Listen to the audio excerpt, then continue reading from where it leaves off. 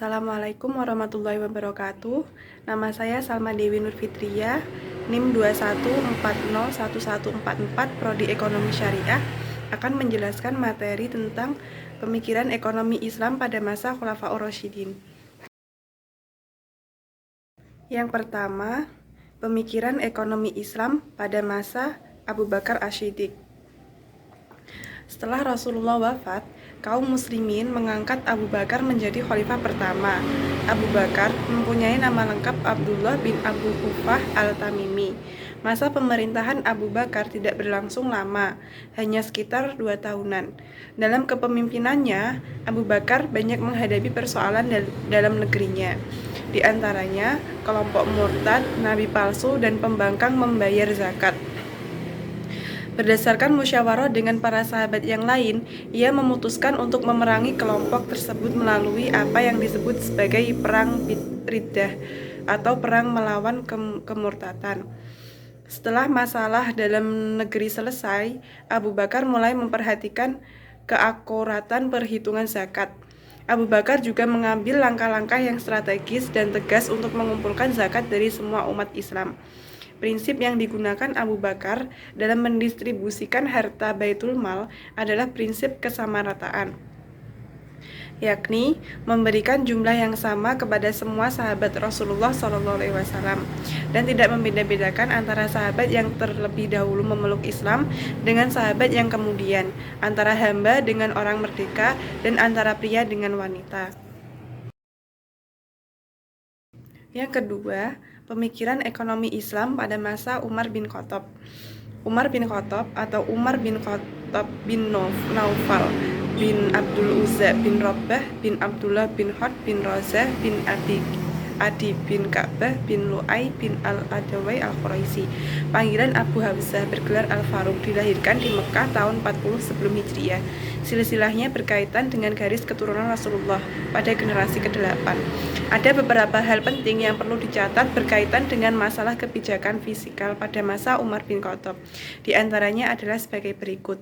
Yang pertama, Baitul Mal. Khalifah Umar bin Khattab mengambil keputusan untuk tidak menghabiskan harta Baitul Mal sekaligus, tetapi dikeluarkan secara bertahap sesuai dengan kebutuhan yang ada. Bahkan di antaranya disediakan dana cadangan. Yang kedua, kepemilikan tanah. Khalifah Umar tidak membagi-bagikannya kepada kaum muslimin, tetapi membiarkan tanah tersebut tetap berada pada pemiliknya dengan syarat membayar kharaj dan jizyah. Yang ketiga, zakat. Zakat atas kuda ditetapkan sebesar 1 dinar atau atas dasar ad-valorem, seperti 1 dirham untuk setiap 10 dirham. Yang keempat, usyr. Umar bin Khattab atau usyri dibebankan sebesar 2,5% per tahun untuk pedagang muslim, 5% per tahun untuk kafir zimmi, kemudian 10% untuk kafir harbi. Sodakoh yang kelima, ganda untuk non-muslim. Keenam, koin. Umar menetapkan bahwa dirham seberat 14 khirat atau 70 grain barley. Jadi, rasio antara 1 dirham dan 1 miskhal adalah 7/10. Yang ketujuh, pendapatan negara menjadi 4 bagian, yaitu pendapatan zakat dan usr, pendapatan khums dan sedekah, pendapatan kharaj, fa'i, jizyah, usr, dan sewa tanah. Yang ketiga, pemikiran ekonomi Islam masa Utsman bin Affan. Utsman bin Affan merupakan khalifah ketiga setelah wafatnya Umar bin Khattab pada 6 tahun pertama kepemimpinannya. Banyak negara yang telah dikuasainya, seperti Balkan, Kabul, Ghazni, Kerman, dan Sistan. Khalifah Utsman bin Affan mengambil suatu langkah kebijakan tidak mengambil upah dari kantornya. Sebaliknya, ia meringankan beban pemerintah dalam hal-hal yang serius, bahkan menyimpan uangnya di bendahara negara. Kebijakan lain yang dilakukan Utsman terkait perekonomian adalah tetap mempertahankan sistem pemberian bantuan dana santunan serta memberikan bantuan dan santunan serta memberikan jumlah besar uang kepada masyarakat yang berbeda-beda. Ada perbedaan antara kebijakan fiskal Khalifah Utsman bin Affan dengan sebelumnya. Utsman tidak memiliki kebijakan kontrol harga. Pada khalifah sebelumnya, ia tidak menyerahkan tingkat harga sepenuhnya kepada para pengusaha. Selanjutnya yang keempat, pemikiran ekonomi Islam pada masa Ali bin Abi Thalib. Ali bin Abi Thalib adalah khalifah terakhir dari Khulafaur Rasyidin sebagai pengganti Utsman bin Affan.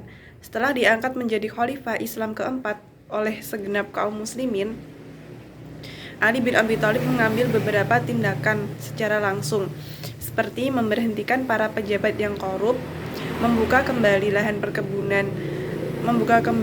perkebunan yang sebelumnya telah diberikan kepada orang-orang kesayangan Utsman, dan mendistribusikan pendapatan pajak tahunan sesuai dengan ketentuan yang telah ditetapkan Umar bin Khattab.